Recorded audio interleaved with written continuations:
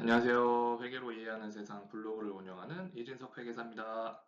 블로그 글과 함께 유튜브 영상을 제작해서 실무진 분들이 더 이해하기 쉽게 컨텐츠를 제작하고 있습니다. 저는 화면에 보이는 업무들을 주로 하고 있는데요. 필요하신 업무가 있다면 편하게 문의 부탁드립니다. 그리고 실무진 분들을 위한 오픈 카톡방을 운영하고 있습니다. 현재 약 30명 정도의 실무진 분들이 카톡방에 참여하셔서 궁금하신 사항에 대해서 답변을 얻고 계십니다. 제 글에 문의 사항이 있거나 개인적으로 궁금하신 사항들은 언제든 카톡방에 참여하셔서 문의해 주시면 친절하게 답변 드릴 것을 약속합니다. 제 연락처는 다음과 같고 오픈 카톡방은 QR을 통해 접속하실 수 있습니다. 언제든 편하게 연락 부탁드립니다. 제 블로그와 유튜브를 통해 많은 도움이 되셨으면 좋겠습니다. 감사합니다. 안녕하세요. 회계를 설명하는 이진석입니다. 자, 오늘은 뭐 할 거냐면, 오늘은 이제 리스 부채 유동성 분류에 대해서 설명드리겠습니다. 제 블로그 글에 접속을 많이 하세요. 블로그 리스 부채의 유동성 부채 관련해서 검색을 많이 해서 들어오시더라고요. 그래서 이제 당연히 유동성 분류를 해야 된다는 거는 알고 계실 것 같고, 그러면 엑셀로 이제 어떻게 계산을 해야 될지에 대해서 제가 블로그 글에 이제 자료를 올려놨는데 영상으로 같이 따라하면서 하면 더 좋을 것 같아서 이렇게 영상 제작을 해보겠습니다. 자, 그러면 리스보체 유동성 분류 글을 보시면 될 것 같고, 그럼 이제 여기 간단하게 설명을 해놨습니다. 또 지급 기간이 1년 미만인 부분도 있고 1년을 초과하는 부분도 있겠죠. 현금 흐름이. 그러면은 1년 미만이라면 유동 리스 부채, 1년을 초과하는 부채의 경우는 비유동 리스 부채로 분류해야 된다. 그러면 지난번에 했던 예시랑 똑같이 제가 엑셀로 한번 해볼게요. 이 아래 부분은 이제 나중에 복습하실 때 빠르게 보시면 좋을 것 같고 지금은 엑셀로 같이 따라해 보겠습니다. 자, 지금 엑셀 켰고요. 어, 지난 사용권 자산 취득원가 계산했던 파일과 똑같습니다. 근데 이제 보시는 분들이 열을 이제 T로 하면은 조금 헷갈리실 것 같아서 이렇게 맨 앞에 정보에 게시 기간이랑 만기를 별도의 열로 기재를 했습니다. 그래서 이렇게 날짜를 기재를 했고 1월 1일에 게시해서 만기는 25년 12월 31일까지 리스 사용권 자산을 사용하는 계약입니다. 그냥 한 가지 이제 팁을 드리면 저희가 EUmonths라는 함수가 있는데 이 함수를 적용을 하시면 그 다음 월 마지막 날짜를 바로 가져올 수 있습니다. 이런 식으로 수식을 기재를 해 두시면 그냥 마지막 날짜로 바로 기재가 됩니다. 그냥 업무에 참고해 주시면 될 것 같아요. 그래서 현가계수는 이렇게 돼 있고 리스 부채 상각 스케줄 역시 지난번에 작성했던 예시와 똑같습니다. 자, 그러면 유동 리스 부채를 어떻게 계산을 할 거냐? 그러면 여기 이 현금 흐름 표를 보시면 이 부분의 현재 가치는 유동 리스 부채가 돼야 돼요. 이 부분의 현재 가치는 유동 리스 부채가 되고 그 부분을 초과하는 거는 비유동 리스 부채가 되겠죠. 비유동 리스 부채. 그러면 최초에 인식할 유동 리스 부채는 이 금액일 겁니다. 이 금액의 최초 유동 리스 부채는 이렇게 될 거고 비동 리스 부채는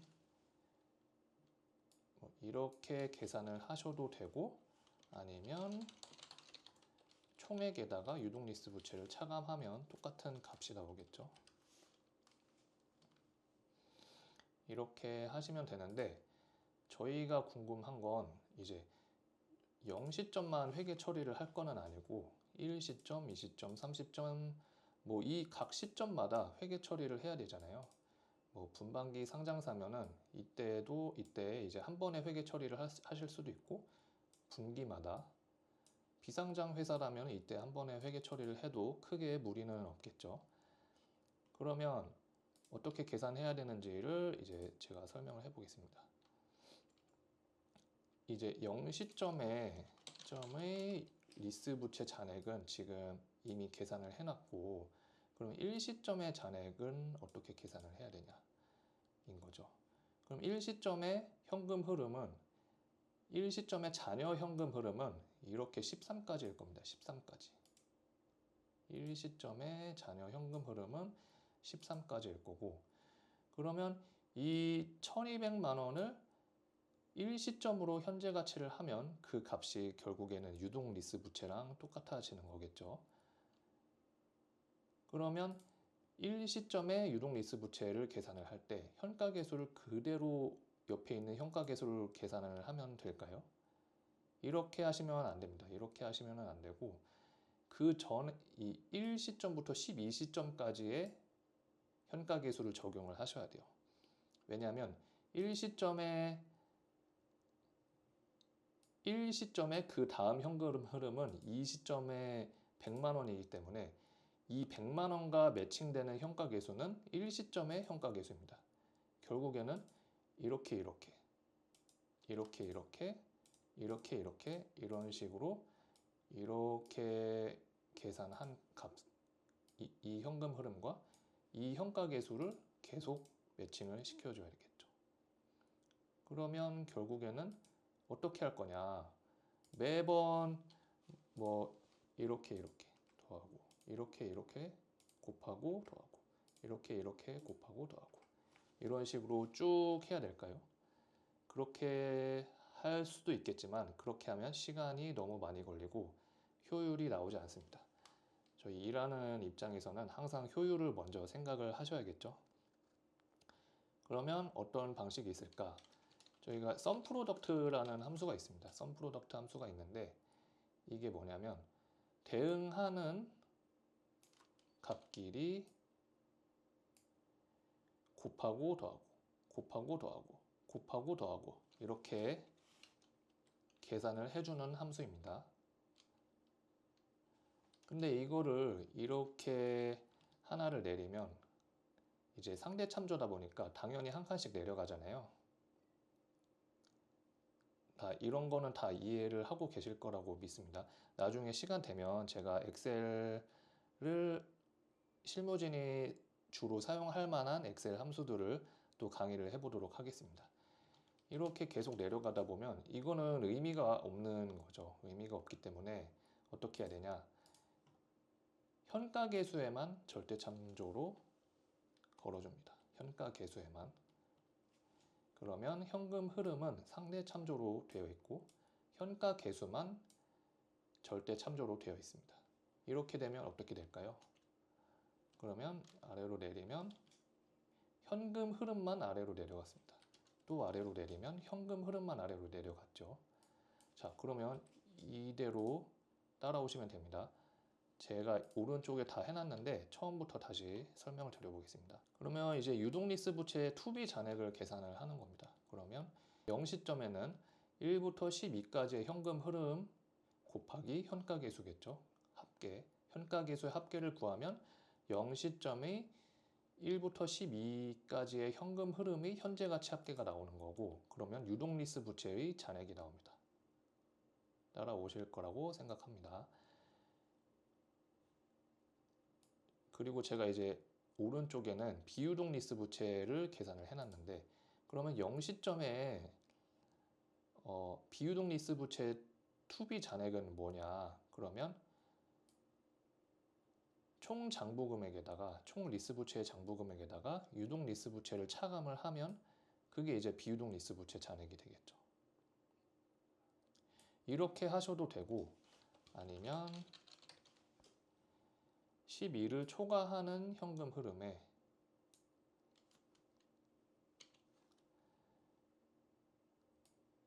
현가계수는 13부터 시작해서 절대참조를 거는 겁니다.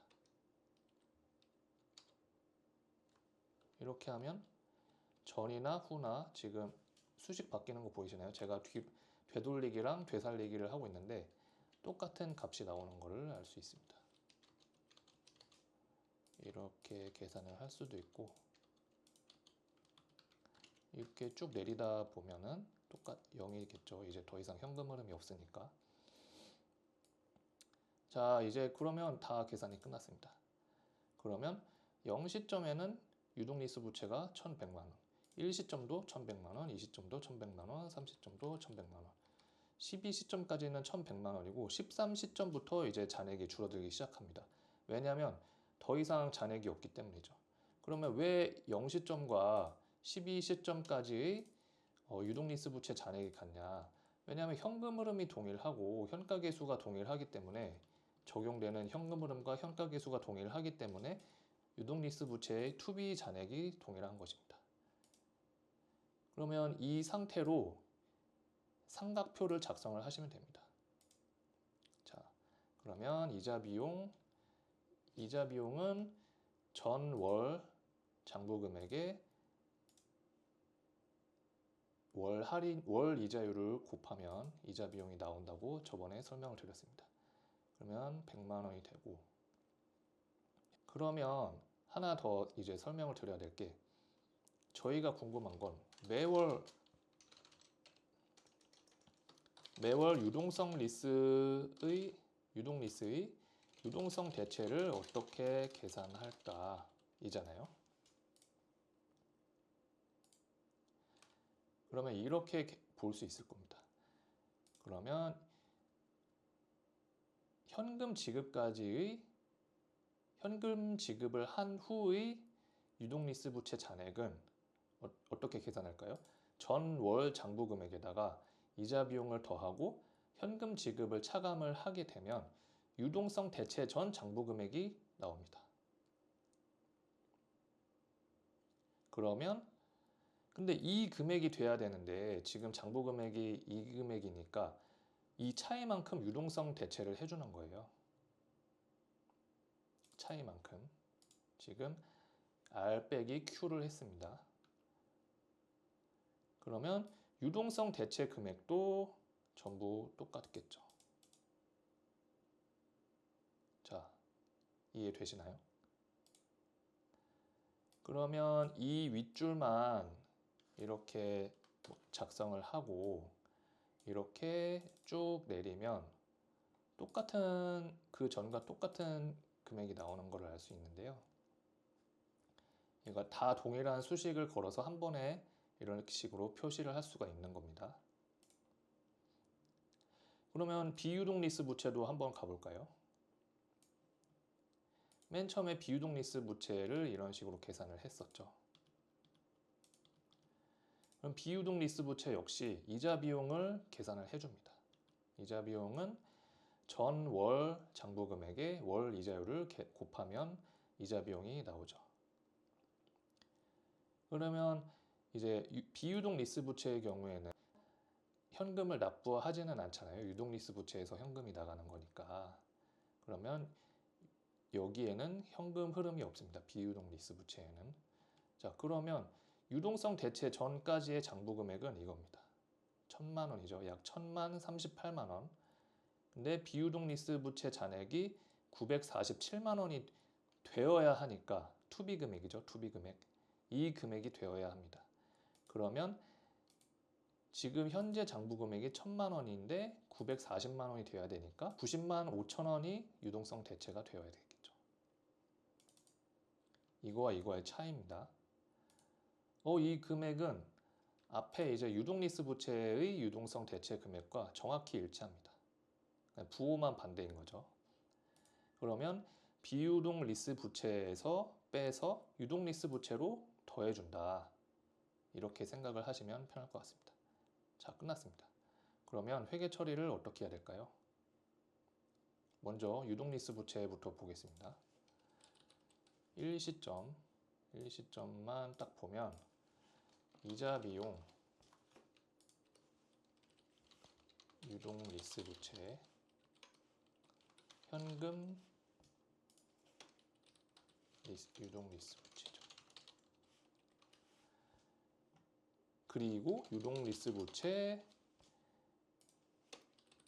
비유동 리스 부채 이렇게 되겠죠. 저희는 근데 비유동 리스 부채에 대해서 삼각도 해줘야 되기 때문에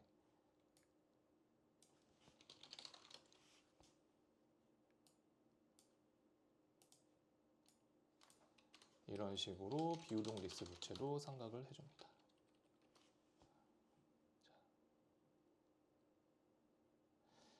그래서 많은 분들이 이제 실무하실 때 여기까지는 다들 아실 것 같아요. 여기까지는 아실 것 같고, 이제 많이들 보시는 게 비유동 리스 부채의 유동성 대체에 대해서 조금 헷갈려 하시는 것 같더라고요.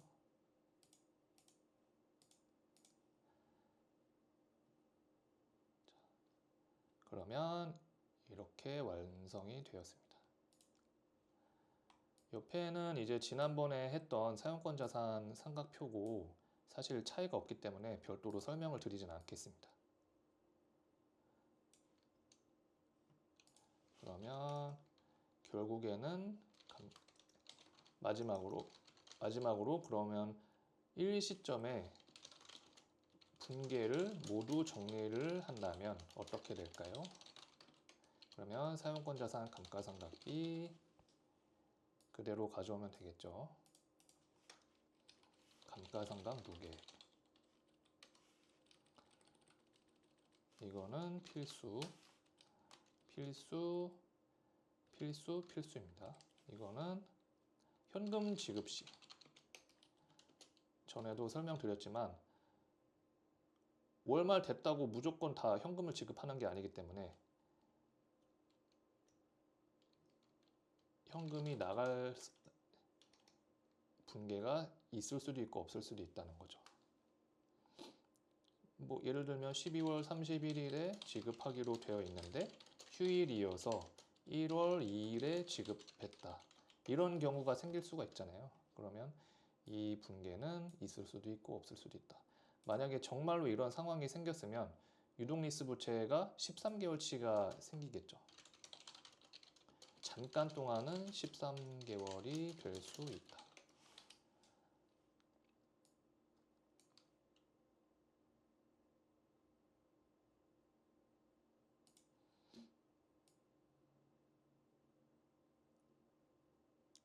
자, 그러면 유동리스 부채에 대해서 설명을 마무리하겠습니다. 감사합니다.